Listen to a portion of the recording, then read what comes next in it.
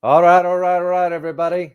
How are you? Good morning, good afternoon, and good evening, whatever part of the world you are in. I am welcome to Geopolitics in Conflict Breaking News here. So, I wanted to provide you an update about an interesting topic. And this one has to do with China and Iran agreement regarding the military cooperation.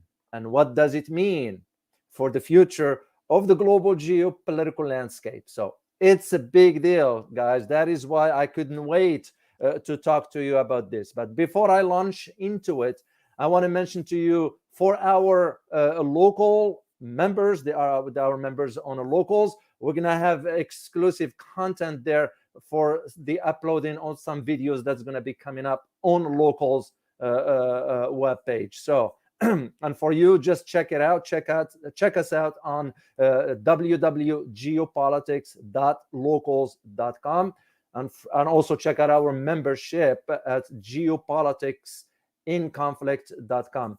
For our members, we're going to have the next presentation in about a week and a half or two regarding the artificial intelligence and what it means for the future of humanity. So that will be an interesting one. So, and of course, remember to follow me on Twitter at David Walalu and Elizabeth at Alchemy of E. So for Wednesday, I believe we're going to have our Q&A that we do regularly on a weekly basis.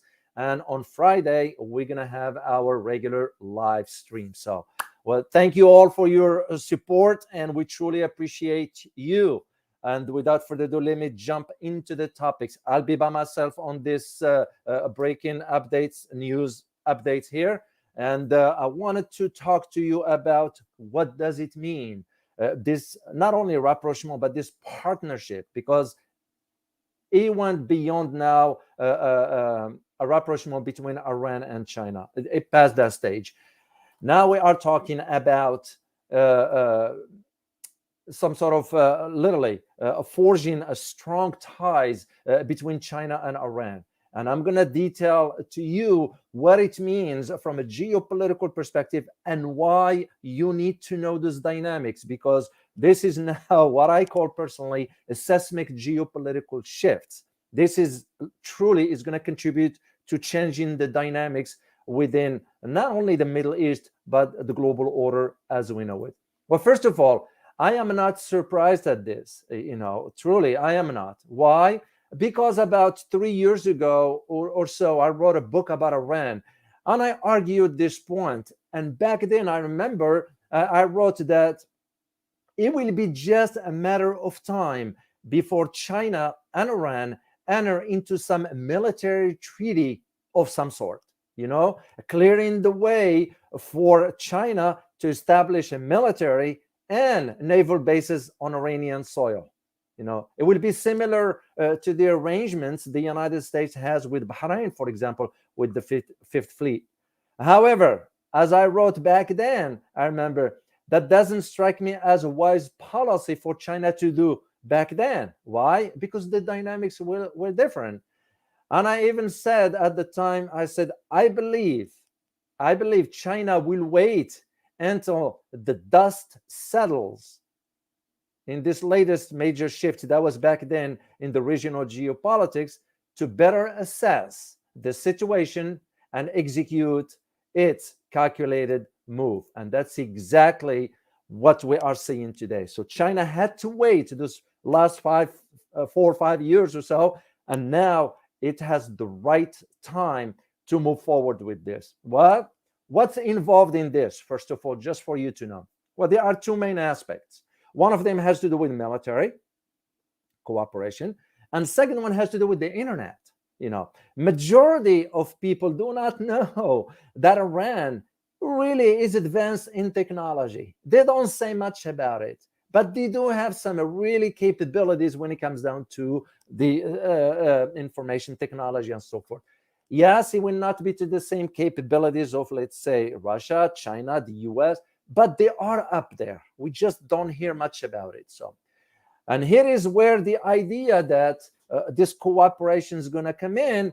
It's because there has been this argument that, well, since the United States withdrew from the nuclear deal back in 2018 under the former President Trump, a lot of people were thinking, oh, Iran now is going to be capitulated. They're going to be like to their knees. Well, it didn't happen. Iran didn't stood ideally during the sanctions, because thinking that, well, we're going to wait for the resumption of the nuclear talks. No, they didn't have to. And the reason they didn't have to is because there was behind them a support from China and Russia. And the reason being that support was with the aim of improving the military position of Iran in the region, which also, of course, is going to benefit both countries, China and Russia.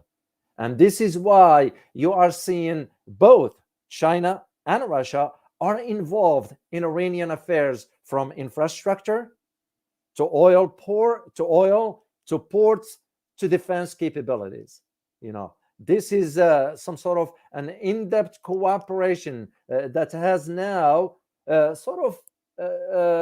raised Iran's concerns and vulnerability regarding the sanctions, the maximum pressure that the US administration imposed on them. And what does it mean? It means basically, as of today, Iran has no incentive if they don't want to get back to the nuclear talks. Well, the US keep coming with those sanctions, and Iranians saying, why bother?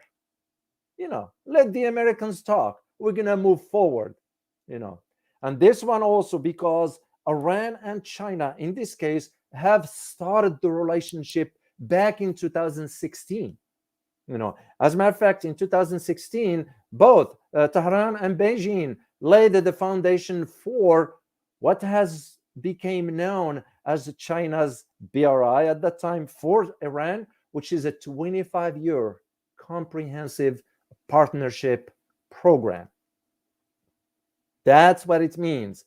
That one goes beyond just the normal relationship between the two countries, because this one, why Iran gets involved in this, because Iran was at the heart of the Silk Road of China back then. So today, Iran sees China not only as a means of expanding sort of the gallows of Washington sanctions, but as a source of financial support and stability, technological advancements, and military support that could reflect really US pressure. That is what at the heart of this development regarding China and Iran. China has also presented itself as a defender of national sovereignty, an issue it has reinforced by criticizing the United States sanctions policy towards Iran. And if you allow me to share a quote with you here that was issued by China's permanent representative at the United Nations Security Council, when he wrote, and I quote here, Iran, U.S. sanctions on Iran have no legal, political, or practical effect. So that means a lot for Iran, because Iran now is realizing this rapprochement, this partnership rather, because we want beyond partnership, beyond rapprochement, this partnership between now Iran and China is kind of shifting the geopolitical landscape in not only in the Middle East, but it's going to be on a global level. And when you consider also why China is interested in this, of course, China will have to have some interest into this. What China's investments of the $400 billion, that's going to be, which has already been signed off, inked between the two countries. It's going to include the oil, the gas, the petrochemical sectors, and also improve Iran's road transportation network. That is very, very crucial. As we all know, if you have a good and solid infrastructure, you know what it does to the economy. China is also funding and empowering Iran ports, And what do I mean by this? There are two main ports that China is investing, is going to be investing heavily on. One of them is Chabahar port, and the other one is Jask. And those ports are so crucial to the energy sector, mainly for gas pipeline projects that will allow, in this case, Iran to cross the Strait of Hormuz barrier to export its oil. That is very, very, very significant. And the expansion of these two ports will also complicate Washington's effort to ban Iranian exports. So basically, the US will have no leverage whatsoever. Why? Because China is going to be investing in this. So, which means if China invests on them, it's going to have some sort of ownership.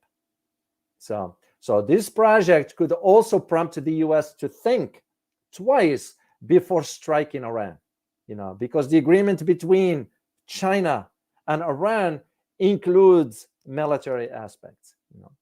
And there is another port that for now, it's not very, very, what's the word I'm looking for? It's not very important as far as strategic, but it will. Mark my word on it. And this port is called the Gust. This Gust is a very small village in the rural areas of Khorasan province in southern part of Iran. And why is that important, you may ask? This one, because as of now, it is just a fishing port, okay? But the location of that small port is on the banks of the Strait of Hormuz. And after China completes the port's expansion, China warships may be given control over entry and exit. And we all know what it means. So what I'm trying to provide you here, guys, is a simplified version of these complicated geopolitical matters, that to entangle them in a simple format that will make more sense to you, and why that shifting of the geopolitical landscape is very, very important for you to understand. So now, the other aspects of it has to do also with the Chabahar airport, which is China's going to be expanding. And this one will add air capabilities to navigational capabilities of China and Iran in the region. So in Chabahar port, China is having the foundation for, it could allow China now to have a capability of sort of, what's the word I'm looking for? Listening post, shall we say. Why? It's because Chabahar, once China installed the up-to-date listening devices or towers, or whatever you want to call them, the signal can reach about 3,000 miles, which means what? It can be able to listen to the headquarters of the U.S. Naval Command Center in Qatar. That's why the Chabahar is very significant. So all this now is making the U.S. very, very, very, very, very concerned. And also, but on the other hand, is making Iran it's sort of relaxed a little bit about the ongoing sanctions from the US. And why? Because Iran hopes that this partnership with China will allow it to have access to Chinese intelligence, Chinese cyber warfare, and Chinese air defense systems to thwart any strikes by the US and its allies. This is very significant, guys. Very, very, very important to understand. Of course, Western media is not going to report on matters like this, because this highlights the incohesive and failure and fragmentation of U.S. foreign policy. And all this, because of our sanctions on Iran, we pushed Iran to the China and Russia's camp, because things weren't this way back in 2015 when the West and Iran reached an agreement regarding Iran nuclear deal. So why did we have to go back in 2018 and withdraw unilaterally?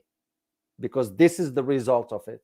And to China, hey, why not? We're like what we are witnessing now. So, because China's coming more and more and saying, and I quote here, we are not afraid of the US sanctions.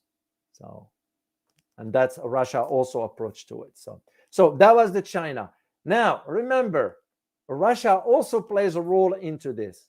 And back then, I remember I argued in one of my writings that, I won't be surprised at this development. Of course, I got a comments back then that you don't know what you're talking about. But of course, the West is not going to want to accept the truth. At least for me, and I speak for myself, it was based on the trends that I saw moving forward. So I'm not surprised. I'm really not surprised. What I'm going to be witnessing now is the expansion of the presence of China's and Russia's military capabilities in Iran. Yeah, both countries will have that. They're going to coordinate because there is an objective, and I'm going to save this for you towards the end, and I'm going to share it with you. So Russia also is not being left out. Just because we're talking about China, that doesn't mean Russia is also working with Iran regarding these changes that's taking place. And the reason being because if you go back to 2010, as a matter of fact, when Washington imposed or increased sanctions on Russia back then in 2010. So Vladimir Putin at the time, and he used to be at the time Hassan Rouhani, the previous president of Iran, the former president, were holding talks at the time about one specific key aspect. And that key aspect was the improvements of the regional security, trade, and economic cooperation. That is what was taking place. And now they are seeing the reward of that, shall we say. As a matter of fact, a report that I had a chance to take a look at, which was released by the US Defense Intelligence Agency, indicated that Russia is so happy to sell weapons to Iran. And Iran is so grateful for the purchase of those advanced systems. Well, what are we talking about here? We're talking about the type of weapons like the Su-30, the Yak-130, the T-90, which is those are very serious tankers, armors, and of course the S-400 missile systems. Those are very advanced weapons that Iran now is going to be in a possession of. So basically what it all means again, it's that Tehran or Iran for this matter now is starting to see the return of a strong ties or is bearing the fruit of a strong ties between Iran, Russia, and China. Because remember, one thing that the West didn't disclose during the negotiations back then about the Iran nuclear deal is that it was Russia and China that convinced Iran to agree to the terms back then. I disclosed this in my book because I did the research on it, and I did find out how Iran agreed to agree with the West at that time about the nuclear program. It was Russia and China behind the scenes convincing them. But Iran didn't do it just because they feel like it. Iran did it because they knew that Russia and China will be compensated for their support. And this is exactly what we are seeing right now. And when you look at these advancements between, or this sort of partnership that is forming, this is why you see, for example, in 2019, Russia engaged both China and Iran in a 4-day maritime security belt exercises in the Arabian Gulf, the Gulf of Amman, and the Indian Ocean. So what does it mean? All it means is that you're starting to see the three countries, Iran, China, and Russia, conducting exercises together. Especially what I took interest in was the exercises that took place in Chabahar, the test they were conducted on a naval test, that is. And the reason why Chabahar, because Chabahar port will act as a front line to the naval command of the US. So in other words, if there is any confrontation, Chabahar is going to be the front line, you know. And this is why the Iranians were training with or conducting military exercises with the Chinese and the Russians combined, you know. And this is why this is very, very important. And this leaves the question as to, well, where does the Biden administration stand on all this? They can't do anything. It's because, again, we lost credibility. And second, you can't be changing horses in the middle of the race. You know, that agreement with Iran regarding the nuclear deal was agreed upon in 2015. We decided to withdraw unilaterally. So what do we expect? And this is what the establishment in Washington, D.C., the foreign policy that is not willing to face the reality that we can't be saying one thing and doing another. You know, you keep pushing, we keep pushing the wrong direction. And now what I see coming, as I said earlier, I'm going to save this to you. Well, I'm going to save this for you for last, is that the question that I'm going to ask you to think about is this. Is an alliance between Iran, China, and Russia in the making?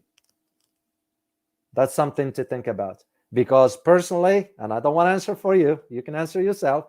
It's just personally, what I'm seeing is the trend, where the trends are headed. And I am seeing a major shift coming our way, you know, because of those three countries getting together. The other aspects to it has to do with the financial. As I mentioned last time, Russia and China, when President Xi and President Putin had the virtual call about 5 days ago or so, you know, one of the aspects they talked about, and I did talk about this one here, has to do with the financial aspects. Once again, can you just imagine this partnership or alliance between Iran, China, and Russia that is also financially centered? That means what? The sanctions of the US will become useless. And this is where we're seeing the trend moving forward. And that is why I wanted to give you this update and break it down as to the significance of all this. Of course, for the internet, the international internet or the information security aspects, you know, China is going to be providing the infrastructure for Iran for that. Of course, Iran has its own reasons for that, and that is to clamp down on the opposition, you know, because now you're going to have more cameras, you're going to have more capabilities from the security aspects or the information technology that can sort of manage how the population behave, whatever. The question is going to become is which direction Iran's going to go. And that remains to be seen. I can't speak to it right now because we don't know how far China is going to be sharing or Russia is going to be sharing the information technology aspects of it with Iran. The bottom line to all this, guys, is that this military cooperation between China and Iran is a clear indication of the geopolitical landscape that we in the West are refusing to acknowledge. We're still thinking that the US still maintain the hegemony or global leadership, which in reality we don't. That leadership ceased to exist for the last couple of years, as a matter of fact. This has nothing to do with yesterday. That's been in the making for the last couple years, even decade or so. Why? Because of our poor structured foreign policy, one that I always use the term fragmented and incohesive. And that paved the way now for Russia, China, and Iran to come together. The question that I will ask personally is the idea of how much influence will this alliance, if it emerges, will have. It will have a lot because Iran plays a major role in the Middle East. You can't talk about the Middle East without talking about Iran. China plays a major role when it comes down because China is ascending to the global dominance per se, shall we say, the next few years, you know. And Russia, well, you can't ignore Russia not only for its energy or oil production and so forth, but also its military capabilities. You know. And that is very, very important points that I wanted to share with you and provide you an update about it. So this way, as we always say, so you stay informed for that. So basically what you're going to be noticing is that there will be some reports coming out in the West indicating that this partnership, it might not amount to anything, which is not true. It amounts to a lot. And this is also an indication also for why Iran will not be interested now in coming back to these negotiations regarding the nuclear deal, because the US keep changing the games as they talk, but also Iran does not want to sit with the United States in the same room. They have their reasons, because their arguments, and I say based on what they have reported, is that they don't trust the US. So because their argument is that even if we reach a deal with the US today, the next administration will change course. So why even bother? So that is what I wanted to share with you. I hope that this will help you at least have an understanding of a breakdown. Rafael, thank you, Rafael, for your super sticker. We truly appreciate it. So it means a lot. So as I said again, I wanted to break down to you guys just in a simple language, simple words that you can understand. Not that, we all understand it. It's just the complexity of geopolitics sometimes makes it very, very challenging. And to understand those moves, those are strategic moves. This is not only about the strategic interest, but also it's about changing the dynamics on the geopolitical landscape. So that is the reason why I wanted to share this with you. We're going to be doing some other more break-ins regarding what's going on in, I believe, the meeting that just took place today between Belarus, between Lithuania, Poland, and I forgot the third country. So they just had a meeting regarding what's taking place. We're going to be breaking that down also. So before I let you guys go, remember, please, to check us out at geopolitics.locals.com, because we do have now a presence on the locals. And also make sure to check out our membership at geopoliticsinconflict.com. So we will be, once again, just to remind you, we will be doing our Q&As on Wednesday. And also we're going to be doing our live stream on Friday. And for our members, we're going to be doing the presentation about the race between US and China when it comes down to the artificial intelligence and what it means for the future of this geopolitical shift. So, on behalf of the entire team, and yes, there is a team, well, I'll take this opportunity, by the way, to thank Elizabeth a lot for, if you only guys know, and I'm going to say it because I don't sugarcoat things, she's putting a lot behind the scenes to make this stuff happen. So I just want to acknowledge her and say thank you on behalf of the entire team. It's just the amount of work that takes to make all this happen. I couldn't do it, and I won't be able to do it. It's not my area. So I'm very, very grateful to Elizabeth and all of us at the Geopolitics in Conflict team. We want to extend these thanks to her. So I'm sure you guys appreciate it. Remember to follow me on Twitter at @DWalalu, and follow Elizabeth at Alchemy of E. So we do interact a lot with our followers there. So just make sure you follow us on that. So, well, I hope you have a good day, whatever part of the world you are in. And as always, stay informed. Till next time. Bye-bye.